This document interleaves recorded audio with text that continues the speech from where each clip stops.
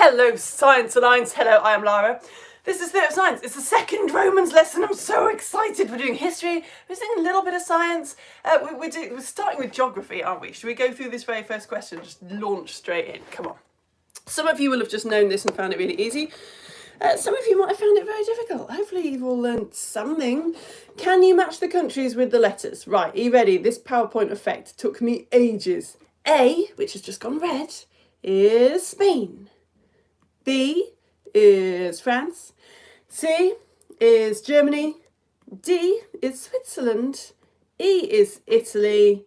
F is Tunisia.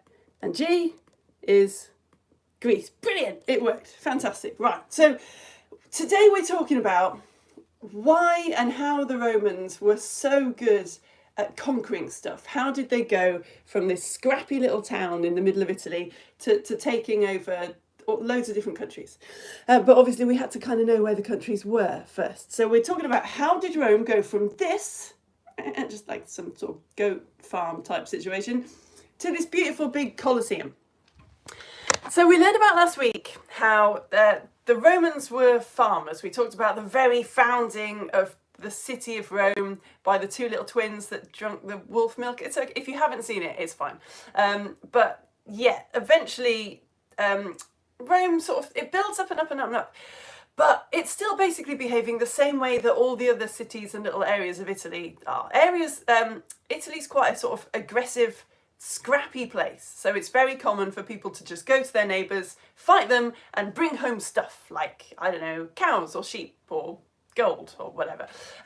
Everyone in Italy is doing this. So what is it that makes the Romans stand out and eventually win the day? Well, one of the clever things that they did was everyone that they beat, they said, okay, we've defeated you, so now you have to fight for us. So they'd defeat their neighbouring town and they'd say, right, all of your men now have to be our soldiers. So when we go and fight those people over there, you've got to come with us. And they sort of collected people up. And that's one of the sort of key things about the Roman Empire, is that they were really generous with allowing people to be part of Rome. Like pretty much everyone they conquered got some sort of citizenship, like some kind of sense of belonging. And they also got a share in the stuff as well. So that really helped. So, okay, I'm going to give you a little puzzle. This lesson is going to be full of puzzles. But first of all, let's move on a little bit from where we were last week. In 509 BC, the Romans become a republic. This is a really big deal for the Romans. Remember last week I said they had a lot of kings. They had sort of famously 7 kings. Well, they don't have kings now. They have consuls who are elected by a committee. It's all very civilized. But Rome is still one of many cities in Italy. They don't have loads of control. Who do you reckon, looking at this map, who do you reckon has control of this bit of the world? What do you think? How well do you know your history? Sort of roughly 500 BC. 2,500 years ago. It's Greece. Have you heard of the ancient Greeks? They're pretty famous. Yeah, the Greeks are really kind of ruling the roost. They kind of own the south of Italy. Right, I told you that we were going to do some puzzles today. This is the first of a series of very annoying puzzles we're going to do. Can you please cut a small hole in the middle of a piece of paper? That's not the puzzle. Thank you, Jennifer, for giving me this idea. So we're sort of going to talk about Roman kind of battle strategy, how the Romans were very, very good at thinking. And I asked a lot of the adults in the Science Alliance on Facebook, can you give me some sort of puzzles that require some out-of-the-box thinking? And this is what they came up with. So just fold a piece of paper in half, please. And then probably the safest way to do it is fold a piece of paper in half and then just cut a little triangle out. About this, like a bit bigger than a 2p, if you're in England like me and you've got 2p's. I said to bring scrap paper. I'm a bit embarrassed that I didn't have any. I'm using pristine paper. The challenge is, can you poke your head through that hole? Can you poke your head through that hole? You can do it. It is possible. I know, it's so annoying. Because we're going to talk about battle strategy a bit, not just the Romans' battle strategy, because it wasn't that the Romans weren't sort of magically more organised and better fighters than everybody else in this area. Not at all. They nearly got beaten loads of times, and we will talk about those times, but they made it through with their clever thinking. Can you poke your head through this hole? It is possible. It is. It's possible. Shall I give you like a few more seconds? I'm going to leave that with you while we talk about the Gauls. You might have heard of the name the Gauls. The Gauls are the name of a group of people who used to live in the countries that we now call France. They were in South Germany. They were in Switzerland as well. They were in Belgium as well. So they're actually very good fighters. They're good, hardened fighters, and they invade Italy. The Alps are here, the big mountains. But they come through them, and they do get to Italy in 380 BC-ish. They come all the way through Italy, and they get to Rome. Romans are still just taking up a kind of area around Rome at this point, but the Gauls do get there, and they fight the Romans. And they do extremely well. All right, the solution is you've got to put your finger through the hole and then poke your head. Poke your head through this paper. You are doing it, right? You're doing it. It's not... Can't get mad. Poke your hole through the paper. Just one. Many annoying things I've got lined up for you today. So yeah, the Gauls move into Italy. They actually defeat the Roman army. They fight just outside Rome. The Romans lose. The Romans retreat into Rome. The Gauls follow them. The Gauls end up sacking Rome. We're going to use this word a lot, like burning stuff, killing loads of people, stealing stuff, eating the food. A group of Roman soldiers end up sort of huddled on top of a hill. We talked about last week how Rome is made of lots of hills. They get on top of one of these hills in a sort of fortress, and the Gauls can't quite get up there. So what are you going to do? Okay, put yourself in the mind of one of these Roman soldiers, please. It's 386 BC-ish. You're a Roman army trapped in a fortress above Rome. The Gauls are prowling below, and they've been there for months, besieging the city. The Gauls actually run out of food, and they suggest you call it a draw. They're like, come on, shall we just finish this now? Do you want to maybe just give us some money and we leave? You, the Roman army trapped up here, are down to your last few loaves of bread. What do you do with it? So the Gauls at the bottom, who have pretty much won the fight, really, they've run out of food. You've pretty much run out of food. You've got a couple of loaves of bread. What do you do with those loaves of bread?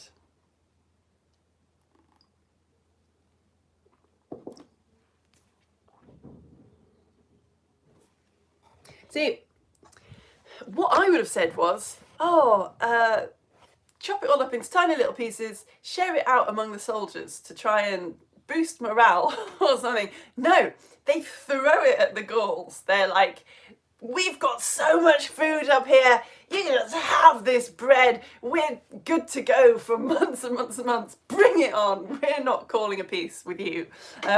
Which is lovely, isn't it? It's lovely. The Romans were incredibly passionate about their city. Remember, they thought that they were literally related to the god Mars. I mean, it doesn't end up working. Like, they do, in the end, have to call a truce. And the Gauls do leave Rome. And they do leave Italy. They keep coming back. The Romans keep scrapping with the Gauls for hundreds of years, actually. The Gauls eventually get defeated in like 52 BC, hundreds of years later, by one of probably the most famous Roman. Who's the most famous Roman? Who eventually defeats the Gauls for good and then kind of moves up into that bit of the world. Julius Caesar, but we'll talk about him later.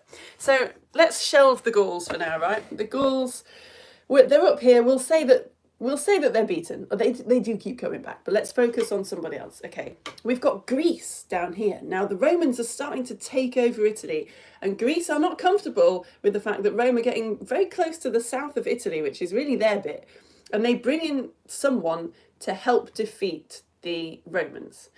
They say, Rome's getting a bit close. Pyrrhus, could you give us a hand? So Pyrrhus is this incredibly famous general who comes in, leads an army into Italy, and is like, don't worry, Greeks, I can sort these Romans out. And he arrives with a weapon, something the Romans have never seen before. Something terrifying. If we were in a class, we might say, just shout out your answers. Go on, shout it out. What do you reckon? What is this terrible weapon that Pyrrhus brings in? So Pyrrhus is fighting for the Greeks. Remember, the Greeks are they're in charge of the south of Italy, but the Romans are starting to take over Italy. So Pyrrhus has come along with something terrifying. You ready? Yeah. Did you get it? Asian elephants he brings in, and the Romans are terrified. The Romans have never seen elephants before. Elephants have not been in Italy before, and they're big. They run very fast. They break up the Roman lines, and Pyrrhus is very successful in Rome. He kills a lot of people, but the problem is that every time he wins a battle, he loses a lot of men as well. A lot of his men die. And he's expecting, I'll just get more soldiers from Italy, like the Romans will just come onto my side as I go through Italy. But that doesn't happen. The people are very loyal to the Romans. So Pyrrhus basically, he doesn't exactly lose at this point. He just gets a bit tired and leaves. And he said something which is apparently quite famous. I don't imagine he says exactly this, but it was in my book that I read and I liked it. He says, if we win one more battle against the Romans, we shall be completely done for. So he does keep winning against the Romans, but they've got so much fighting spirit that in the end, he just basically gets very tired. And the Romans, I mean, they're incredibly adaptable. We see this all throughout Roman history. They learn to deal with the elephants. They capture some and they realise that they're not as scary as they thought, and they train their horses to face them, and they actually end up using their own war elephants, which we might talk about another time. They bring them further up to deal with the Gauls later on. So, so the south of Italy has gone to the Romans now as well. Oh, so the Romans are really spreading out. They've sort of learned out how to defeat the Gauls, more or less. They've spread out into the south of Italy. Let's move on to another one of Rome's famous enemies and another annoying puzzle. Can you please cut a hole in a piece of A4 paper big enough to fit your body through? If you've got another A4 piece of paper, I'm trying to arrange my background so you can see all of the beautiful things that people have sent me. Can you cut a hole in a piece of A4 paper big enough to fit your body through, your whole body through this piece of paper? You can. You can. It is possible. It is possible. I'm going to do it the way I would have done it. In fact, I'll reuse this bit of paper. I'll reuse this bit with a hole. I'll do what I would have done if I didn't know the answer, and then we'll go through it. Thank you, Meg, for suggesting this one. This is a really good one. So we get to talk now about Carthage, which really excites me because I had heard this word Carthage before. We're going to learn about Shakespeare next term. I was in a Shakespeare play, The Taming of the Shrew, last year, and there was a line in there about the Queen of Carthage, and I didn't know what it was about. And now I do. So Carthage is this really big, important city just over the sea from Rome. I'll show you on this gorgeous map that I found on Wikimedia Commons. So here's Italy, the boot. There's Sicily. Carthage, there we go, is just over the sea on this little nub here in the country that we now call Tunisia. It wasn't called Tunisia at the time. And there's a very famous story about the Queen of Carthage called Dido. There she is. She's probably... Anyway, let's do the activity and we will talk about her because it fits in really well. This is what I would have done. I would have just cut a sort of, like a shape like the kind of nozzle of a bottle of squirty cream in a bit of paper and then sort of done that and tried to get one. But that is not possible. That's just not how bodies work. It's not how bits of paper work. You can't do it. You've got to do something else. You've got to use your ingenuity. And this is what Dido did, actually. So Dido was the Queen of Carthage. And Carthage is kind of Rome's enemy. So let's talk about what Dido from Carthage did, right? What you have to do is, to work out the problem, you have to fold your piece of paper in half, please. Fold your piece of paper in half. You done it? Yeah? So the short ends are matched together. And then you've got to start about a centimetre in, and cut strips down, but not quite to the end, and then up, not quite to the end, and then down, quite not to the end. And then I'll show you on the screen, and while you're pointed at the screen, I'll tell you a little bit more about Dido, the Queen of Carthage. Here we go. So it doesn't matter which end's the foldy bit and which end's the flappy bit, but fold a piece of paper in half, and then cut strips from one end to the bottom, but not quite reaching the other side. Do you see what I mean? like that. I'll do it behind you as well. So, Carthage, right, Queen Dido, before she's queen, this woman called Dido, right, she's got a murderous brother. She's got a brother who wants to murder her. So she escapes to this area where Carthage is. And she says to the king of what is then sort of Carthage, is it okay if I stay here? And please can I have just the amount of land that can be encompassed by an ox skin? Right, I finished my cutting, so I'm just going to flip you around.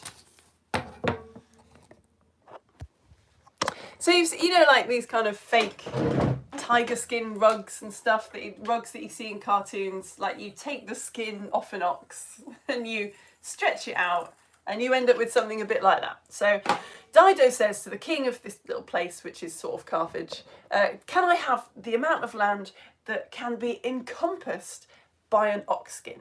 And the king goes, yeah, sure. That's a tiny little piece of land. Like, if you could manage to live in a piece of land like that, sure. Thinking, well, she's just going to lie an ox skin out on the ground and live in a bit of land that size. But what does Dido, soon to be Queen of Carthage, do? Well, she does something a little bit like this. So if you got this, you start from the centimetre in, and you cut a line down but don't quite get to the end, and then go to the other end and do the same thing. If you've got it, I've got a child who really, really doesn't like getting stuff wrong, so I was a bit stressed that you might get this wrong and then you might be stressed. Please, it's only a bit of paper and scissors, right? So if you haven't done it right now, you can still do it.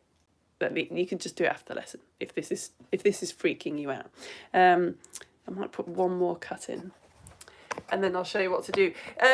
Dido is she's most famous for someone coming over to Carthage and her falling madly in love with him, and then him leaving and her being so upset that she throws herself in a fire. But she did some cool stuff before she chucked herself in a fire for love. So have you got something like this? Have you done it? I'll just give you a few more seconds to get that done, and then, while I tell you about Carthage and Rome. So Carthage, this really big, important city, has been slowly taking over Sicily. So last week we looked at how Italy is the boot and Sicily is this kind of little football here that the boot is kicking. So let's take away the sign for Tunisia and let's put Carthage there, because Carthage is what is in now the country of Tunisia. And yeah, Carthage has been encroaching on Sicily, which makes the Romans super nervous, right? Because the Romans have only just managed to kick the Greeks out of southern Italy, and now everyone's getting very up in their faces and very close to southern Italy. So Rome goes to war with Carthage, and these wars are called the Punic Wars. Right, so we'll do this activity now and we'll work out how Dido managed to take over the whole of Carthage. What you have to do is you have to cut the paper, but don't cut the edges. I'll show you it and then I'll show you on screen as well. What you've got to do is you know how there's like a foldy edge of the paper and there's a flappy edge of the paper, right? Go to the foldy edge, you know what I mean? The bit where the fold is, yeah? Are you looking at the screen? Good. Go to the folded edge, not the flappy edge. The foldy edge. Leave the very first strip where it is, but then cut along all the other strips, but not the one at the end. So basically, don't cut the strip at either end. Just cut the strips in the middle. If you've got a flappy bit at the end, then just cut to the next. Don't cut a folded end at the end. What? I think, no, it's fine. You get it, yeah. So don't cut the first bit, don't cut the last bit, but cut all along here like this, okay? I'll show you on screen as well. There you go. Cut from there to there. If you get it wrong, don't worry about it. It's only a bit of paper. You can totally do this activity again. But if you get it right, you should end up with an enormous loop of paper that you can really easily fit your body through. Here we go. I should say, as usual, if you have a Facebook account, then I don't have any comments on my YouTube videos, but if you go to Facebook at the moment, there is a live post there that you can comment on, and I'll say hello to at the end if you want to shout at me about how annoying this is. So I've just cut all along those bits, okay? But I've left these bits together. If you're watching on your own and this is really stressing you out, don't worry about it. Just get an adult to do it for you later. This is all stored. This will just be saved here forever now until the internet dies. So, if you've done that, what should happen is, oh, look at that! And this is kind of what Dido does. She gets her ox skin, she cuts it up into teeny little strips, and she sticks them all together and she encompasses the whole of Carthage and becomes the Queen of Carthage. This is the famous story of how Carthage is founded. It's an important point because Rome go to war with Carthage, and Carthage is a big power. Carthage has been established for like 500 years before the Romans decide to go to war with Carthage. So this is not an easy fight to win. Also, if you did my weather lessons ages and ages ago, the wind is in Carthage's favour because it turns out that the wind generally blows, and I'll show you. The wind generally blows in the same direction around the planet, and it's blowing in this direction. So Carthage is a really cool place to be because if you set sail in a ship from Carthage, it's very easy to get to like Italy and Greece. Whereas if you're in Italy, it's very difficult to sail your ship because ships are just using wind power at this moment to Carthage. So the Romans they've got a couple of disadvantages here. We're going to talk about one of their major disadvantages. So yeah, these wars are called the Punic Wars, the wars that the Romans fight with Carthage. This is really annoying. They're called the Punic Wars because the people of Carthage are Phoenicians, and the word Phoenician eventually gets sort of changed from like Greek to Latin and eventually called Punic. It has to do with how they dyed things, which we'll talk about when we do a lesson on togas. But yeah, the war with Carthage is called the Punic Wars because the people were Phoenicians who lived in Carthage. Anyway, it really annoys me, like the Punic Wars. What does that mean? Why can't it be called the Carthage Wars? Anyway, let's learn about the Carthage Wars, the Punic Wars. The Romans are extremely good at fighting on land. They have zero experience of fighting at sea, and they want to fight Carthage, so they're in trouble because the Carthaginians have been fighting at sea for ages. They are incredibly experienced. They know how to build fantastic ships. Here is a Carthaginian quinquereme, which is the most famous warship of the time. So put yourself in the Roman position, please. You have no experience and you have no ships, although you do have the money and the things you need to build ships. How do you fight this enemy at sea? How are you going to fight the Carthaginians? They've been fighting at sea. You have to fight them at sea. You're not going to wait for them to come to you, and you can't get all the way over there. You've got to fight them at sea. What do you do?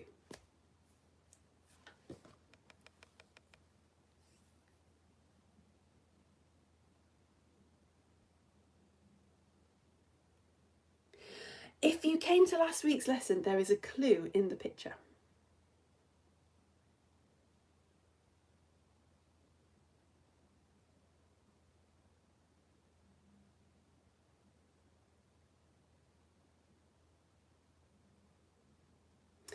What they do is they copy a Carthaginian ship. They find one that's been shipwrecked and they copy it. So the clue in the picture was that this is actually not a Carthaginian quinquereme, it's a Roman one, because the clue was we learned about Romulus and Remus, the little twins who drank the wolf milk last week, and there they are, look, they're everywhere. So the Romans, they steal they find a Carthaginian shipwrecked ship and they build 100 ships in a record time of 60 days. But how do they train their men to row? Like these men have never been on sea before. They've never rowed. How are you going to train your men to row these fantastic ships if they're still being built? What do you do? How do you use that 60 days?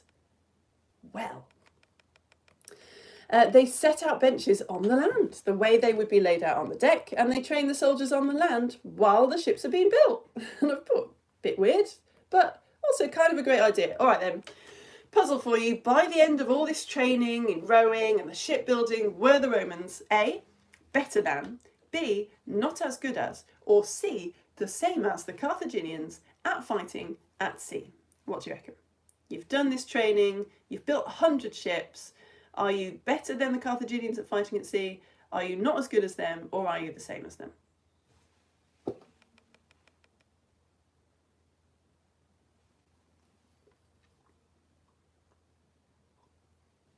Have you got an answer? You decided? I'll ask you an easier question. Barbara Banda plays football for Zambia, right? She's one of the best footballers in the world. If I made a football exactly the same as hers, and then I trained for 60 days, would I be as good at football as Barbara Banda?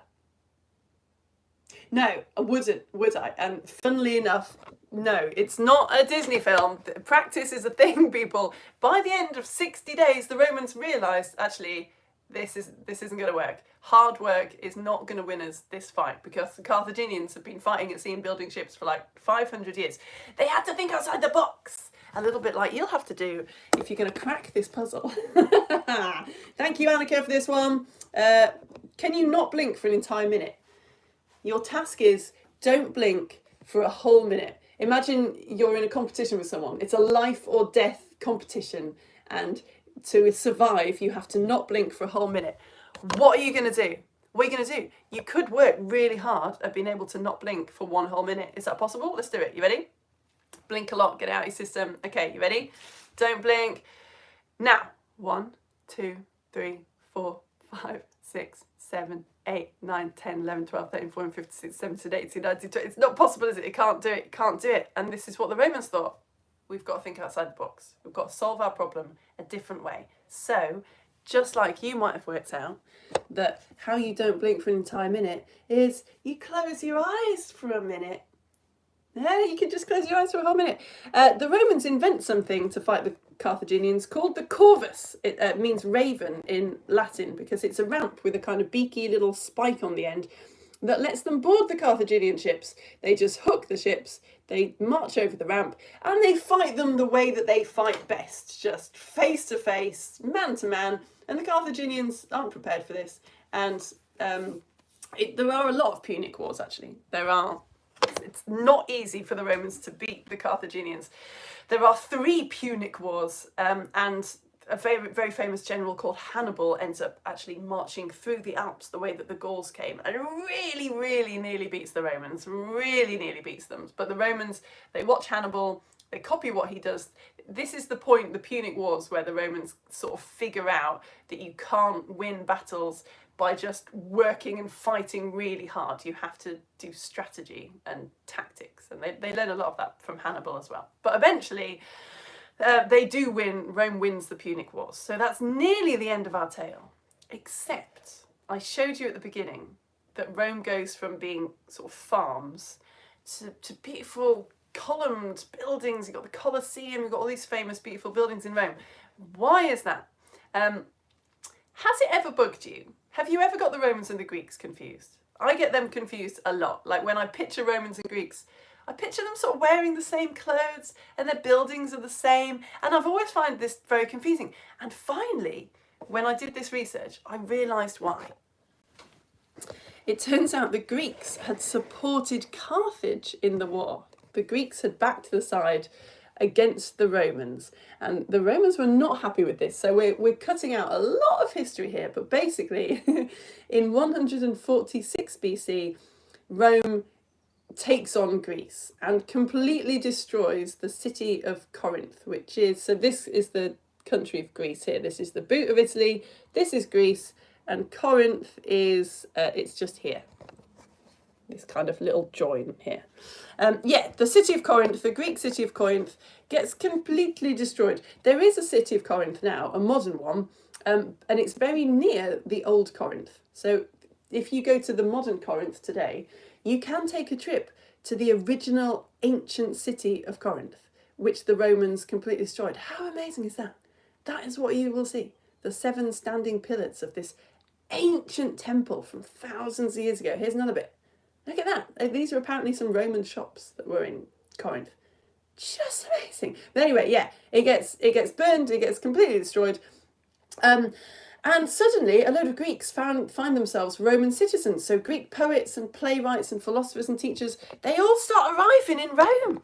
And in a similar way to how you maybe love a load of Japanese stuff. You might like Pokemon, you might like Beyblade, you might love to eat sushi. Probably, most of you will not have been to Japan on holiday. Probably most of you haven't ever really met a Japanese person. You can really love a country's stuff, without being particularly engaged with the actual country. And this is what the Romans do with Greece. The Romans don't love Greek people, but they really love their stuff. And Romans start dressing as Greek people. They start kind of using their ideas in their architecture. They have Greek style parties where people kind of drink in a similar way to the Greeks. The young rich children start learning the Greek language. They just really start digging Greece. And this is why when you think of Rome, you think of a lot of Greek stuff. I couldn't believe. What do you think of when you think of the Romans? Like one of the most famous Roman things isn't actually Roman. They nicked the idea from the Greeks. Mosaics. Mosaics were an idea that the Romans got from the Greeks. I think the Greeks got it from somewhere else as well, like Mesopotamia, Turkey, whatever. But yeah, this is a Greek mosaic from the 300 BCs. And the Romans saw stuff like this and went, oh, yeah, great idea. Well, that's a cool trend. We'll do that. And this is a Roman mosaic. Amazing, isn't it? They really developed it. You would think it was a painting. If I close in on this paw, you can see that it is actually lots of tiny little tiles all stuck into clay. But yeah, the Romans love the Greeks. And this is where we get this kind of famous Roman architecture from. So this is very, very similar to a Greek temple, but it's actually a Roman temple. They built it in what is now the south of France. We will talk later about how the Romans get further up into kind of England and stuff. Yeah, this is the Maison Carrée, the square house. They didn't do it quite the same as the Greeks. They basically built a Roman house and then just stuck a load of Greek-looking stuff onto the outside to make it look cool, sort of like we would do now. Whew! Wasn't that a lot? Wasn't that a lot? So that is the last bit of information that I want to tell you. We'll do a little quiz now to find the mystery word, to see how much of that you remembered, because that was so much information. But I have absolutely loved, because I'd heard of that Carthage before, and Dido, but I didn't know how it all fit together, and now I do. So, are you ready? I'm going to ask you 6 questions. And I want you to write down the letter which is next to what you think is the right answer, okay? So 6 questions, you're going to write down a letter that matches your answer. And by the end, you should have a mystery word. And if you've got all the answers correct, you'll have the correct mystery word. I'm hoping that some of you won't get all the answers correct, so you get a different mystery word. But here you go. 6 questions, you ready? We'll go through the questions again before I give you the answer, so don't worry if you think I'm going a bit fast. Right, question number 1. The Gauls lived in an area that we now call... Which one of these countries did the Gauls used to live in? If you think it's Switzerland, write a T. If you think it's Greece, write an S. And if you think it's Tunisia, write a C. The Gauls lived in an area that we now call T, Switzerland, S, Greece, or C, Tunisia. The Gauls, those scrappy, incredibly good fighters that bothered the Romans for hundreds of years before Julius Caesar eventually defeated them in about 52 BC. We haven't got to Julius Caesar yet. Okay, question number 2. Which animals had the Romans not seen until they went into battle with them around 280 BC? Was it horses? Write an N. Was it elephants? Write an O. Or was it wolves? Write an R. Which animals had the Romans not seen until they went into battle with them around 280 BC? Horses, write an N. Elephants, write an O. Or wolves, write an R. This is Pyrrhus who brought these over, fighting for the Greeks against the Romans, remember, in the south of Italy. Question number 3. Which military leader fought against the Romans on the side of the Greeks and said, if we win one more battle against the Romans, we shall be completely done for? Which military leader fought against the Romans on the side of the Greeks, because they were in the south of Italy and they were getting worried about the Romans, and won loads of battles, but just his men kept dying, and he said, if we win one more battle against the Romans, we shall be completely done for? Was it Pyrrhus? Write an A. Was it Caesar? Write an O. Or was it Hannibal? Write a U. Pyrrhus, write A. Caesar, write O. Or Hannibal, write U. Next question. What was the name of the queen who founded Carthage? What was the name of the queen who founded the great city of Carthage, the enemy of Rome? Was it Cleopatra? Write an R. Was it Cleo what? Write an O. Was it Dido? Write an S. Or was it Dodo? Write a T. Cleopatra, write R. clear what? Write O, Dido, write S, Dodo, write T.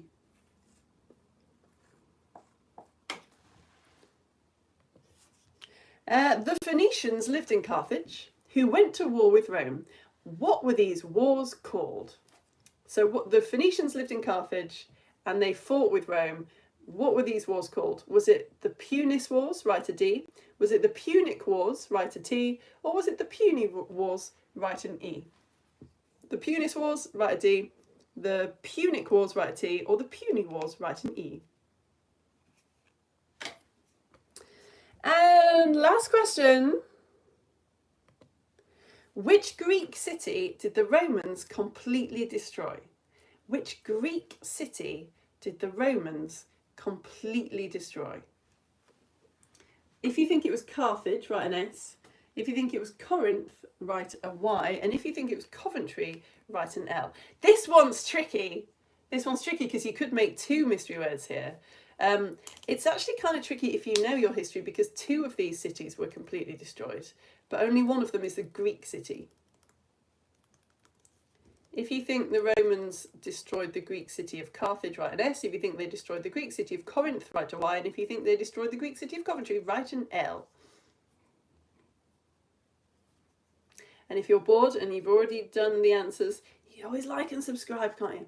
Or go to my Facebook page and say hello to me in the comments there. All right, the answers. The Gauls lived in Switzerland. They lived up in, what is now southern Germany and France and Belgium and all that stuff. Not quite in England, but we'll talk about that later. So the first letter was a T. Which animals had the Romans not seen? It was elephants. They hadn't seen elephants before. It was terrifying. So we've got T and an O. It was Pyrrhus who fought against the Romans on the side of the Greeks and brought those elephants over and said, oh, if we win one more battle against Romans, we shall be completely done for. So you've got T-O-A. The queen who founded Carthage was Dido. She cut that ox.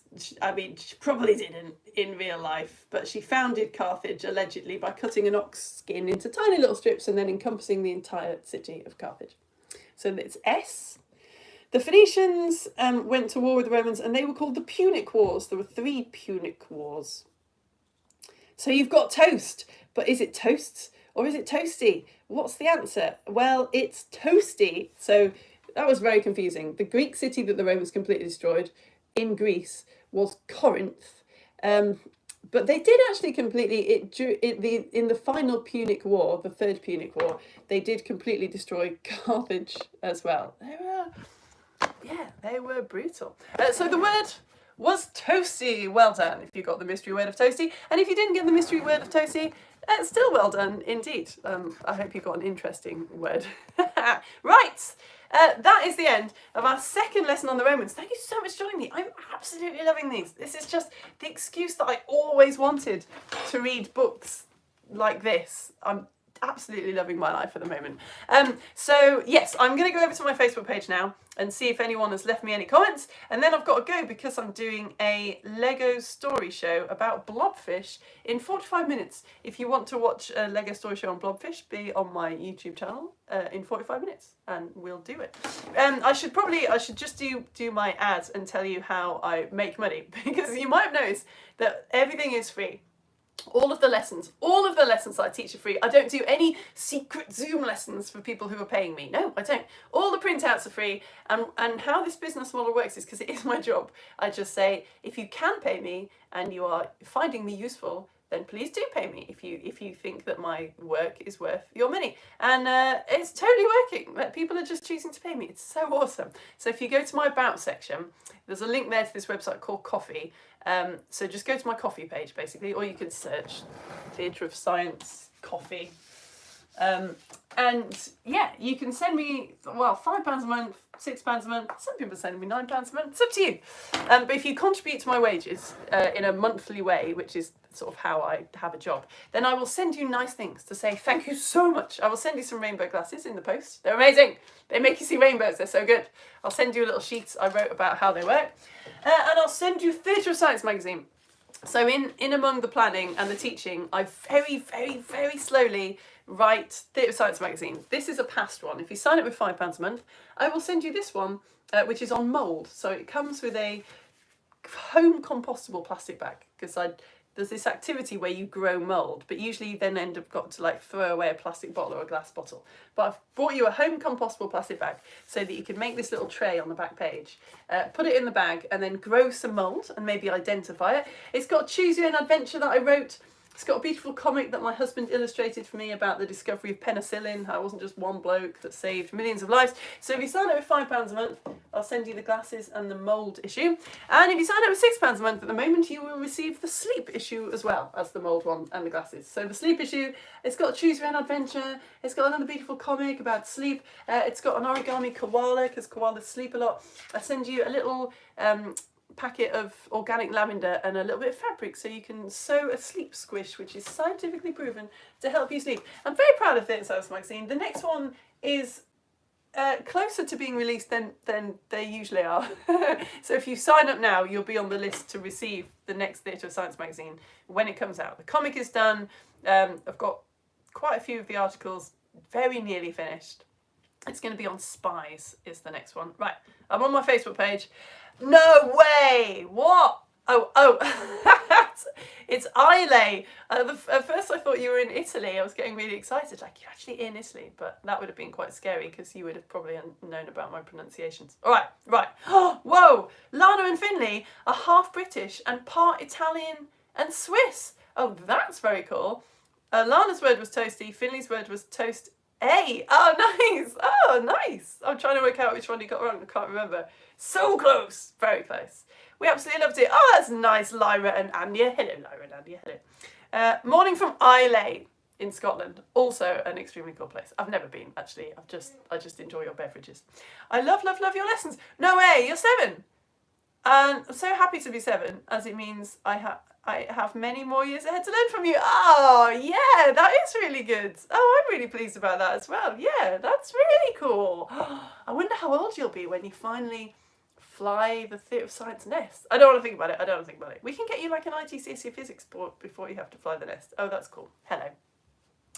Oh, hello, Magnus. Enjoying the quiz. Oh, that's good. Oh, Gus is here. Brilliant. Gus did well in the mycology lessons because his name was Fun Gus. And then in the human body lessons, he was Esophagus. Gus, there must be loads of Latin words that have the word Gus in them. Someone think of Gus's nickname for this module. Augustus. That would be good, actually. Maybe that is actually your name, I don't know.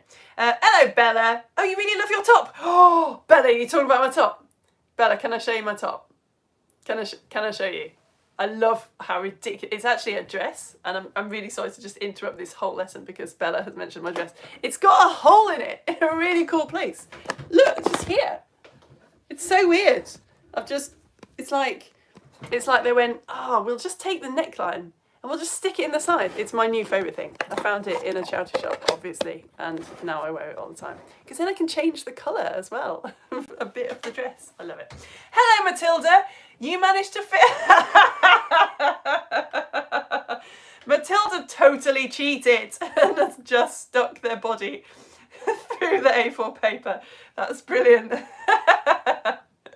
Look. That is not... I mean, I guess, yeah, that's still ingenuity, isn't it? Is that fitting your body through the A4 sheet of paper? Yeah, I guess it is. All right. Kudos. Fine. I'll take that. Oh, hello, Flynn. Hello. You're enjoying this topic? Oh, I'm so glad. Yeah, me too. I feel like if you like science, you probably love history as well, right? It just seems like it's a very sort of similar area of nerdery. Jackson, Ruben, and Miriam watching live for the first time. Hello.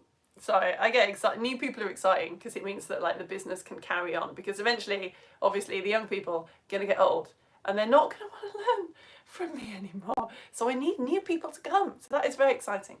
That's really awesome. Hello, Miriam and Ruben and Jackson. Hiya. You're watching right now as I'm talking. It's so cool. Technology. Whoa, Edmund.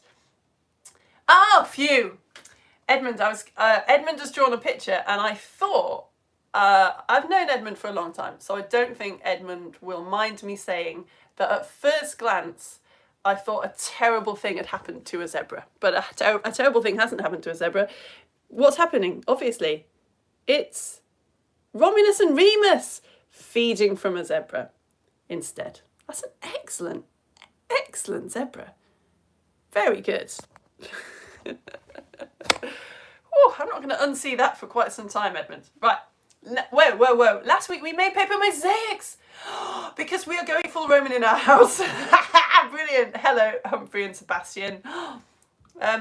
Humphrey actually came to see. No, wait, Sebastian actually came to see Taming of the Shrews, didn't you? So you heard the line about the Queen of Carthage. As dear to me as Anna to the Queen of Carthage, it turns out Anna was Dido, the Queen of Carthage's sister. So Dido would tell her sister things. Oh, these are nice. I'm going to show everyone these. Very cool. You've just gone full Roman. I love it. Oh, do you know, it hadn't occurred to me to do a mosaic lesson. Oh, I really want to do that now. Oh, should we just bring loads of scrap paper and make a mosaic and talk about mosaics?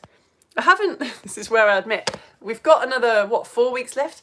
I haven't planned all those lessons, guys. We can do whatever we like. I haven't finished this book yet. I don't have to be at the end. I just have to be one step ahead of you, okay? And then you'll never know. Oops, but I just told you. Yeah, maybe start saving scrap paper. I think we need to do that. I want to do that as well. That looks really good. Effie says hi. She loved doing the body through the paper. Frank says hi too. Hello, Frank and Effie. Hello. Please, can you do a Lego story time on left-handedness? Ah. Could do. I am left-handed myself, so that might be interesting. I don't know if we could do a whole. Can we get a whole lesson into left-handed and right? Maybe we can. There must be loads of good activities to do that. All right, it's going on the list alongside chocolate, flesh-eating plants, not pants, and gorillas. Left-handedness. There we go. Hi, Kaya. Hello, Imogen and Ophelia. Hello, Lyra and Anya. Said hello to you. Oh, well, Aurelia's here, saying, toasty. Hello, Jancy. Wait, what? It's Jay and Daisy and Daniel with their new friend, Jancy. Hello. Hiya.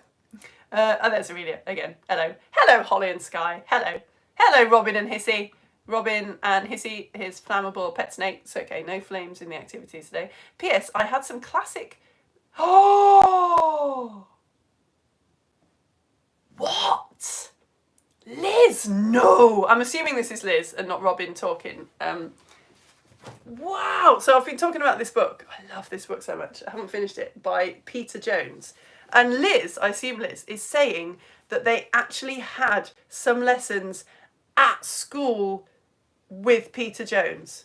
Wait, I can't work out whether you went to university where Peter Jones was lecturing in classics or whether you were like sat next to Peter Jones in classics lessons. Do you know Peter Jones?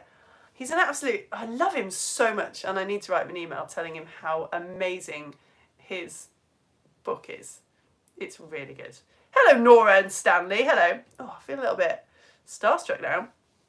Lana and Finley. Laurie's here. Hello. Jacob's here. Hiya. And Shuki and Azza and Salah and Musa and Eunice are here, who made me this hilarious t-shirt which says Theatre Science Magazine coming soon. Maybe. Which I need to wear it now, actually. I need to put my t-shirt of shame on. I know you weren't trying to shame me, but I think that's a good name for it. I'm going to wear, maybe, yeah. I think every lesson from now on I need to wear the t-shirt of shame. And it'll motivate me to finish the magazine. I think that would be very good. Right, I'm pressing refresh just in case anyone's written any more comments, but I really should go because I need to reset the Lego Story Show before I do the blobfish lesson. The blobfish lesson. If you don't know, I do a Lego Story Show every week where we chat about a thing and we do an activity and then there's a Lego story. The Lego story this week has nothing to do with blobfish at all. Not the slightest bit anything to do with blobfish, but I don't care. I really enjoyed researching it. All right, Edmund. Oh yeah, Edmund, you're a genius. Of course. Oh, Edmund. Edmund. Always a step ahead of me. Yes. You guys must have noticed this. Why were Romulus and Remus drinking from a zebra? Why? Why were they drinking from a zebra? Because zebra milk is closer to human milk. Because Edmund remembered. Because I did not remember. Yes. Oh, that's brilliant. Oh, that is so good. Of course! That makes perfect sense. Oh, I love it. I love it. Well done. Well done. Just 10 out of 10 for that. Hi, Lara. Joe went to see the Roman walls and stuff in Chester yesterday. Oh, come on. Do you know what I really love about this lesson is that, do you do that thing where I see stuff and I enjoy it and I read the little sign in the museum, but I don't really get it and it annoys me that I don't have any context. Whereas now I'm feeling like suddenly I've got loads of context for the Romans. Even if I don't actually remember it all, next time I see a Roman wall, it's just gonna mean something more to me. And I live in York, which is absolutely full of Roman stuff, so I'm looking forward to, we will do a lesson on, I think, the Romans in England. Maybe a Lego story show on that. Oh, that's nice. Bella is welcoming Jackson and Ruben and Miriam to the Science Lines. Oh, that's so cool. There's Kaya. Oh, I really love your swallow episode. Last summer I saved a swallow from inside a house and it flew out of my hand. Oh, that's amazing. Oh, that's nice. Oh, hello, Amber. The paper thing worked for me. I can't wait to do it on my family. Oh, Amber. Oh, you just reminded me. All right, I'm going to do you one more puzzle. One more puzzle before I go, because this is a really good one. I mean, I think they were all good, but I've actually got 2 puzzles for you. I feel bad because the people who are watching this lesson on catch up and aren't here they'll never get to this bit. But here's a good puzzle for you, right? Before I come back to my Facebook page. What do you subtract from 6 to make 9? This was Aurelius and Elizabeth. This is brilliant. Absolutely brilliant. It fits in really well with our topic. That's a massive clue. What do you subtract from 6 to make 9? What do you subtract from 6 to make 9? What do you subtract from 6 to make 9? Thank you for reminding me that I had another puzzle for you. Thank you, Amber. Yeah, you can do this one on your family as well. You ready?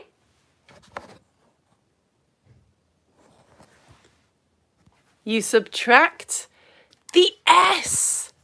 Oh, because that's a 9 in Roman numerals. Because the 1 is a 1 and an X is a 10. But if the 1's before the 10, then you take it away. So that means 9 in Roman numerals. You take the S away from 6. It's good, isn't it? That is good. That is good. And the last one I'll do before I go. I will go off my Facebook page now. Thank you so much for your lovely comments. If you comment now, I won't see it, but I will see it. I just won't see it during the lesson, but I still love seeing them. Can you fit yourself under a door when it's closed? Can you fit yourself under a door when the door is closed? Can you? Can you fit yourself under a door when it's closed? I've tidied up my office, so I can show you the door. It looks really cool, actually. I've put a poster on it. Can you fit yourself under a door when it's closed? Here is my door of my office. It's got a skeleton on it. I know, right? Look, I'm so loving my office at the moment. I tidied up. I've got these handy signs here. Right. How do you fit yourself under a door when the door is closed? You can do it. You can do it. It's possible. It's just really annoying. You've got to think like a Roman or a Carthaginian queen. The sounds that I'm going to make in the background now are a massive clue.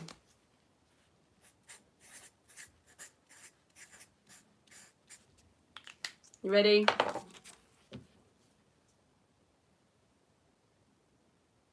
You write yourself on a bit of paper and you push it under the door. I know, right? I know. Sal's son, I think that is probably the most annoying one we've done.